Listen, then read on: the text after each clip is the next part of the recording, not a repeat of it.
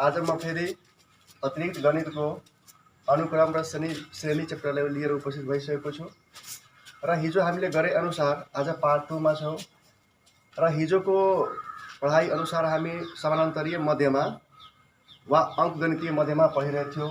त्यसमा पनि कुनै 3वटा क्रमिक पदहरू बीच एउटा समानान्तरीय मध्यमा कसरी भर्ने कुरा मैले डिराइभ गरेर बताइदिएँ आज र त्यसको इक्जाम्पल पनि मैले बताइदिएको छु। त्यस्तै आज म एकचोटि फेरि त्यो इक्जाम्पल लेखेर केही हिसाबहरू दिन गइरहेको छु, ध्यान दिएर हेर्नुहोला। हामीले हिजो पढे अनुसार कुनै पनि 3वटा पदहरू बीचमा वा एउटा समानान्तरीय मध्यमा भर्नुपर्दा त्यो फर्मुला हुन्छ am = a + b/2 अर्थात् सुरुको पद प्लस अन्तिम पद बाई 2। यसरी गर्यो भने एउटा समानान्तरीय मध्यमा वा अङ्कगणितीय मध्यमा निस्कन्छ। जस्तैमा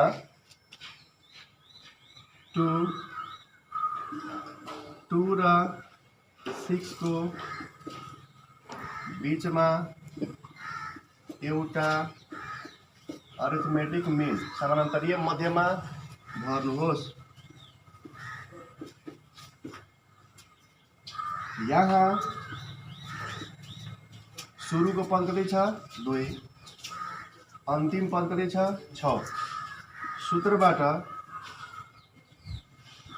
समानान्तरीय मध्यमा = फर्मुला हुने भयो a + b/2 2 + 6/2 8/2 कति आउने भयो 4।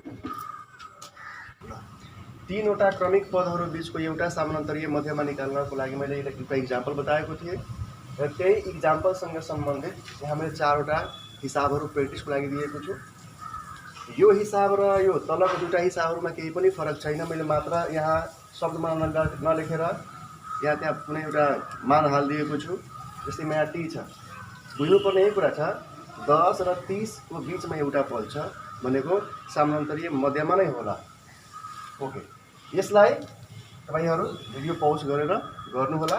प्र्याक्टिस बसिसकेपछि यो भन्दा अलि ठुलो हिसाबहरू बनाउन हामीलाई सजिलो हुन्छ। ल अब हामी नेक्स्टमा n वटा समानान्तरीय मध्यमाहरू कसरी भर्ने त्यसको बारेमा जानकारी दिन गइरहेका छौँ। ध्यान दिएर हेरौँ। यदि सुरुको पद a त्यसपछि अन्तिम पद b छ, a र b को बीचमा हामीले n वटा समानान्तरीय मध्यमा वा अङ्कगणितीय मध्यमाहरू भर्नुपर्ने छ। त पहिलो मध्यमालाई म m1, दोस्रोलाई m2, तेस्रोलाई m3 dot dot dot dot अन्तिमलाई mn। मतलब यो अन्तिम भनेको अन्तिम मध्यमा हो, बुझ्नुपर्छ। यसरी अब छ यो केमा छ नि त समानान्तरीय श्रेणीमा छ, सरी समानान्तरीय अनुक्रममा छ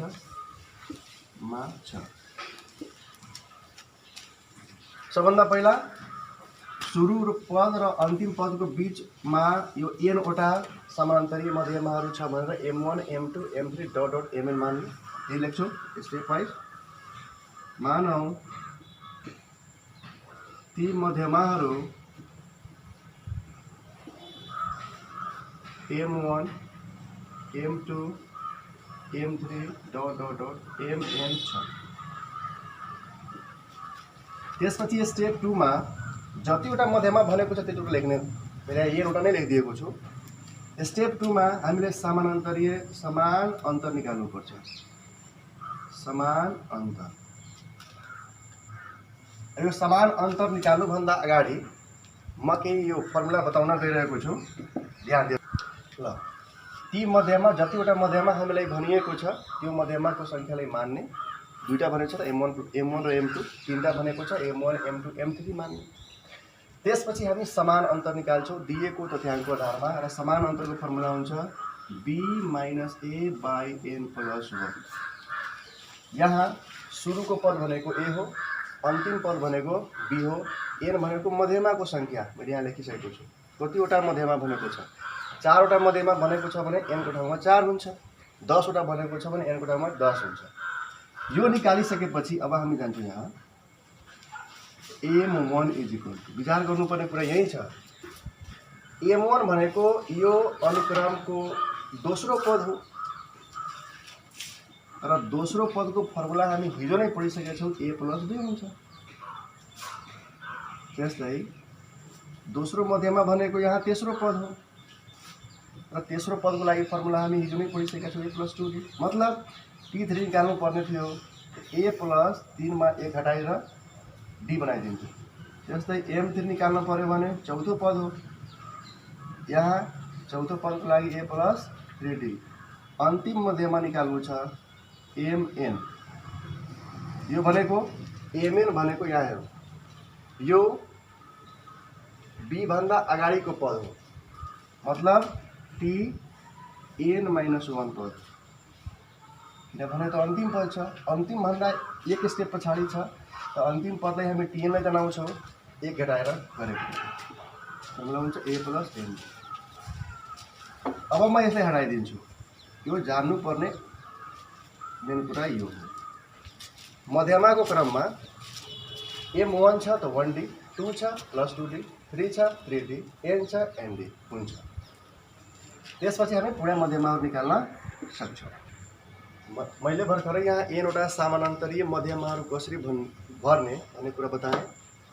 त्यो लजिकको आधारमा सबभन्दा पहिला हामीले d निकाल्नु पर्ने हुन्छ, फर्मुला लगाएर b minus a by n plus 1। त्यसपछि m1 को formula a plus d, m2 को formula a plus 2d and so गरेर निकाल्ने। एउटा हामी इक्जाम्पल गर्छौँ। यहाँ पहिलो पद a हो, 2 आएको छ। अन्तिम पद b 12 हो। मध्यमा संख्या कति छ यहाँ त हामीसँग? मध्यमा संख्या n इज इक्वल टू 4। अब 4वटा मध्यमा भर्नको लागि भनेको छ, मानिदिन्छौँ, मानौ ती मध्यमाहरू क्रमशः m1, m2, m3 र m4 हुन्। अब सूत्रबाट सबभन्दा पहिला हामी समानान्तर निकाल्छौँ, समान अंतर d is equal to b minus a by n plus 1। b को भ्यालु हामीसँग छ 12, a को छ 2, 4 प्लस 1, 10 बाई 5 आउने भयो हामीसँग d को मान 2। यो आइसकेपछि पुनः पहिलो मध्यमा m1 को फर्मुला मैले बताइसकेको छु सुरुमा, a प्लस d हुन्छ। a को भ्यालु हामीसँग 2 छ, d को भ्यालु पनि 2 छ, 2 प्लस 2 4 आउने भयो।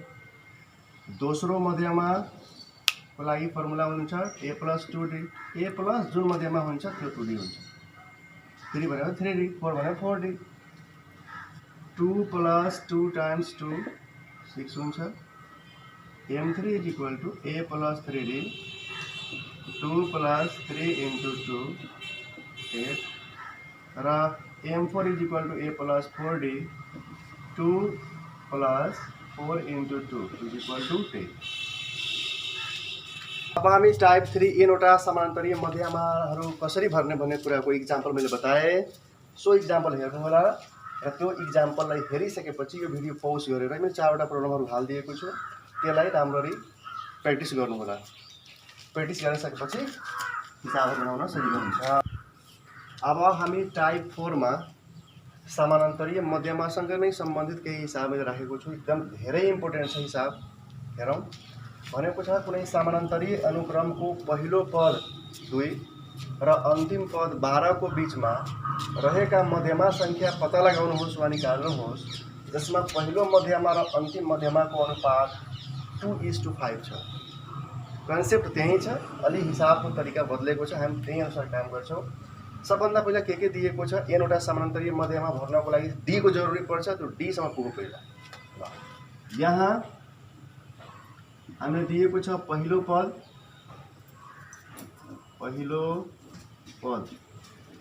a इज इक्वल टू 2, अन्तिम पद b इज इक्वल टू 12। ठीक छ। त्यसपछि हामी समानान्तरीय मध्यमा निकाल्छौँ। समानान्तरीय समानान्तर श्रेणी समानान्तर डी निकाल्छौँ फर्मुला त्यही छ b minus a by n plus 1 b भनेको 12 छ a भनेको 2 छ मध्यमाको संख्या हामीलाई अचेल थाहा छैन n नै रहन्छ प्लस 1 आउने भयो हामीसँग 10 बाई n प्लस 1 समानान्तरीय मध्यमा निकालिसकेपछि हामी प्रमुख कन्डिसनमा जान्छौँ। यहाँ प्रमुख कन्डिसन के छ पहिलो मध्यमा र अन्तिम मध्यमाको अनुपात हामीलाई ज्ञात छ। यसो प्रश्नबाट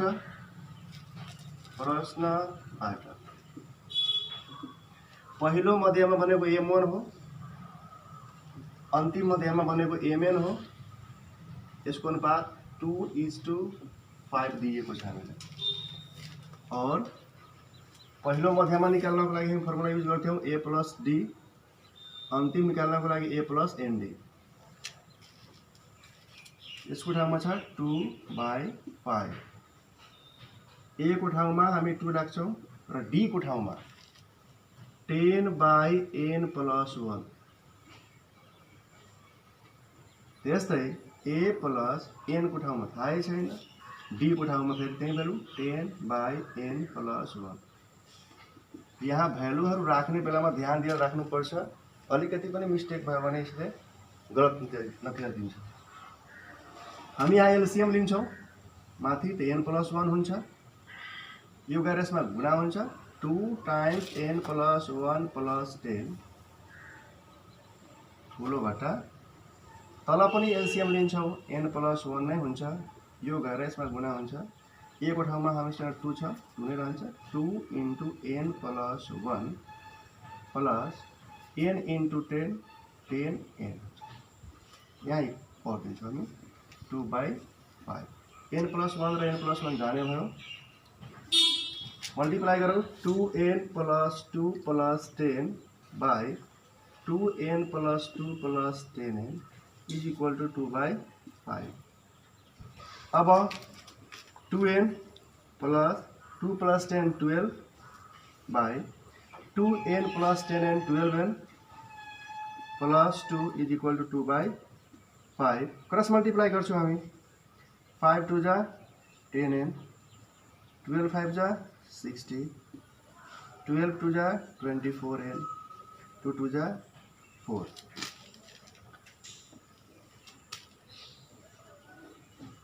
और हामी ल्याउँछौं n हरु यतातिर 10n प्लस आर माइनस हुन्छ 24n बाँकीलाई उतातिर लान्छौं 4 प्लस आर माइनस हुन्छ 10 बाट 24 घटाउँछौं भने त माइनस 14 हुन्छ 4 बाट 60 घट्छ माइनस 56 हुन्छ माइनस माइनस जाने भयो और n इज इक्वल टू 56/14 14 4 जा 56 हुन्छ यसका लागि 4 अतः मध्यमा संख्या n इज इक्वल टू 4 ल अब पहिलो मध्यमा र अन्तिम मध्यमाको अनुपातसँग सम्बन्धित मैले भर्खरै एउटा इक्जाम्पल बताएँ र त्यहीसँग सम्बन्धित धेरै इम्पोर्टेन्ट यहाँ छ चारवटा मैले हालिदिएको छु प्र्याक्टिसको लागि भिडियो पौज गरेर यसलाई लेखेर हिसाबहरु बनाउनु होला यसले धेरै काम गर्छ त्यसपछि हामी अगाडि जान्छौं ल अब हामी समानान्तरीय श्रेणीको योगफल र समानान्तरीय श्रेणी वा अंकगणितीय श्रेणीको अन्तिमतिर आइसकेका छौं योगफल निकाल्नको लागि हामीसँग एउटा फर्मुला छ स्ट्यान्डर्ड फर्मुला रहेको छ कुनै पनि समानान्तरीय श्रेणीको योगफल निकाल्नको लागि summation up to n terms को फर्मुला हुन्छ a plus n/2 2a plus n minus 1 into d यसलाई अलिकति म विस्तार यो मेजर फर्मुला हामीसँग छ अब कुनै बेला हिसाबमा हामीलाई यसरी बङ्ग्याएर दिन्छ कि हामी फर्मुला राख्दा पनि निष्कर्षमा पुग्न सक्दैनौं अनि म त्यो बताउन चाहन्छु तपाईहरुलाई जस्तैमा हामीसँग ओरिजिनल फर्मुला यो आयो n/2 2a plus n minus 1 into d okay n/2 म 2a लाई a प्लस a लेखिदिन सक्छु n minus 1 into d moreover a plus यहाँदेखि यहाँसम्म हामीले पढेको कुनै पनि समानान्तरीय अनुक्रमको एनौं पदको फर्मुला हो टिएन। यसकारण कुनै बेला हामीलाई पद संख्या पहिलो पद र अन्तिम पद दिन्छ, त्यो कन्डिसनमा हामी यो फर्मुला लगाइदिन्छौँ, हाम्रो हिसाब बन्छ। यहाँ एल पनि लेख्न सकिन्छ, बी पनि लेख्न सकिन्छ र यसको जेनरल फर्म टिएन मैले लेखिदिएँ। यो कुरा दिमागमा राख्नु होला। ल अब समानान्तरीय श्रेणीको योगफलको स्ट्यान्डर्ड फर्मुलाबाट पनि यो हिसाबहरू बनाउन सकिन्छ, तर यसको बारेमा नलेज हुन एकदम जरुरी छ। यसकारण मैले यसलाई बताइदिन चाहेको छु। एन वटा प्राकृतिक संख्याहरूको योगफल निकाल्ने कसरी। यो योगफल निकाल्नको लागि म स्ट्यान्डर्ड फर्मुलाकै प्रयोग गर्छु, तर बुझौँ। जसैमा 1 + 3 + 1 + 2 + 3 + 4 + म्याथमेटिकली बीचमा डट दिँदा जहिले पनि 3वटा दिनुपर्छ। 3 भन्दा बढी दियो भने मिस्टेक हुन्छ। यसको बारेमा पछि कुरा गर्छु म। यो n वटा प्राकृतिक संख्याहरू छ, योगफलको रूपमा लेखिएको छ। यसको हामीलाई के निकाल्नु छ त, योगफल कति हुन्छ त्यो फर्मुला निकाल्नु छ। हामीसँग पहिलो पद कति छ 1। समान अन्तर निकाल्न सक्छौँ t2 - t1 वा t3 - t2, जहाँबाट पनि क्रमिक दुईवटा पदहरू बीचको फरक निकाल्न सक्छौँ। 2बाट 1 जाने भयो 1। पद संख्या त हामीले n दिएकै छ, म सूत्र लगाउँछौँ।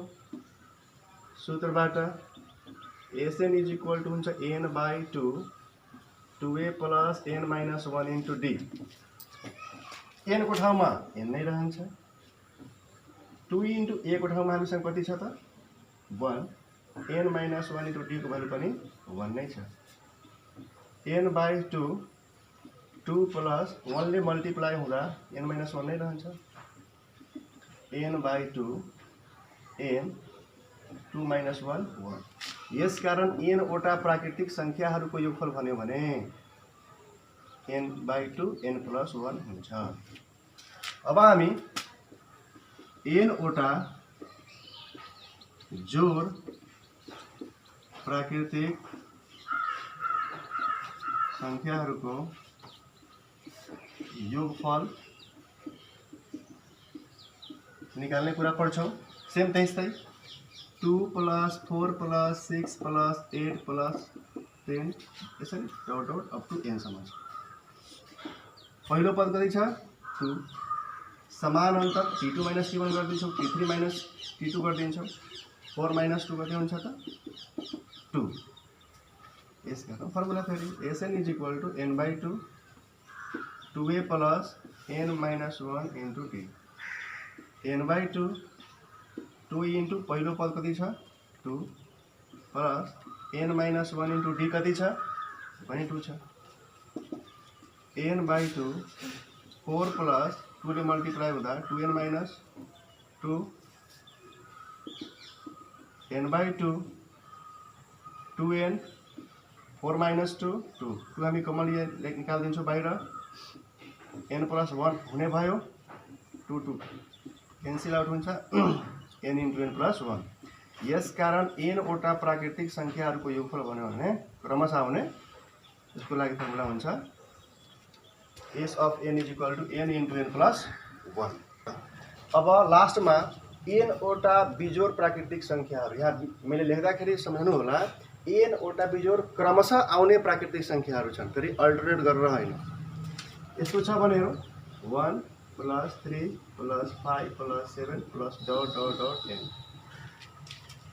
यो बिजोड संख्याहरू र बिजोड संख्याहरूको n पदसम्मको योगफल निकाल्नु छ हामीलाई। त्यस्तै गर्छौँ यहाँ पनि। पहिलो पद कति छ 1।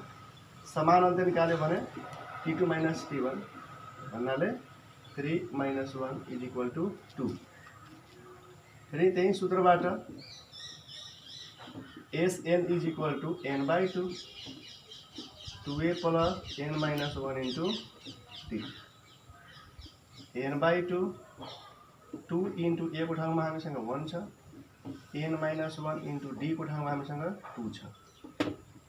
n/2 2 1 जा 2 2 ले मल्टिप्लाई हुँदाखेरि 2n - 2 + 2 र -2 क्यान्सल आउट हुन्छ। n/2 * 2n 2 2 यहाँ पनि क्यान्सल हुने भयो n²। यसकारण n वटा प्राकृतिक क्रमशः आउने बिजोड सङ्ख्याहरूको योगफल कति हुन्छ n स्क्वायर। अब यसको इक्जाम्पलहरू र हिसाबहरू हामी नेक्स्ट सेसनमा गर्नेछौँ। तपाईँहरू यसलाई रि एन्ड एगेन गरेर हेर्नुहोला, एकचोटि आफैले पनि प्र्याक्टिस गर्नुहोला, किनभने इक्जाममा nवटा बिजोड प्राकृतिक सङ्ख्याहरूको योगफल निकाल्ने फर्मुला वा सूत्र प्रतिपादन गर्नुहोस् भनेर सोधिरहेछ है। Thank you very much. र अन्तमा तपाईँहरू हामीले बनाइरहेको भिडियोलाई कम्तीमा कमेन्ट र सेयर र सब्सक्राइब गर्न चाहिँ नबिर्सनुहोला, ताकि आफ्नो साथीहरूलाई पढ्न सहज होस् र हामीले आगामी दिनका पनि भिडियोहरू बनाउँदाखेरि सर्वप्रथम तपाईँहरूसम्म पुगोस्। Thank you very much.